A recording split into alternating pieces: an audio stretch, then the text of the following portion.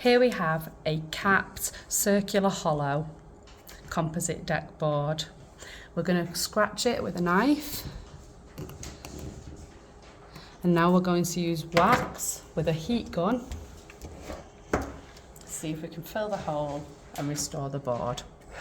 You just heat up the area. Melt the wax.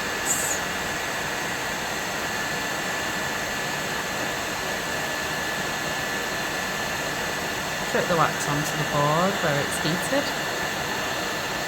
Fill in the scratch.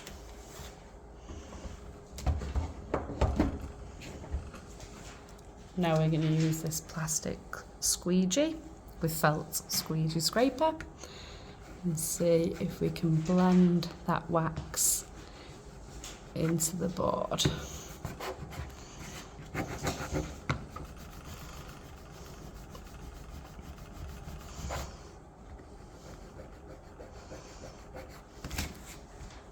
So as you can see, the wax has filled into the crack all along here. What we're going to do now is we're going to put it into boiling water and we're going to leave it for 24 hours to see how the wax has settled. So the board's now been in for 24 hours.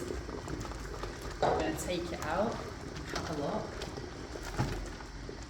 and see how it's affected. So after 24 hours, you can see that we can now see again, very slightly, where the scratch was. Maybe as it dries there, it might not look as prevalent, but some of the wax has definitely gone. Let's put it in for another 24 hours and see how it looks. So it's now been 48 hours.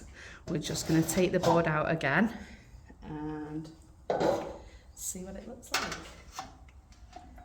You can see now that the scratch is more prevalent as it was 24 hours ago. We can really see it.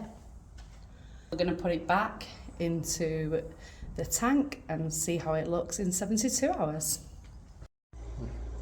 So we've now had the decking board inside the water tank for 72 hours.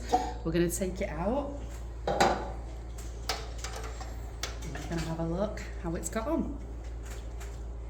So as you can see, after the 72 hours in the boiling water, the scratch has become more apparent. The wax has lifted out of the scratch and you can really see it.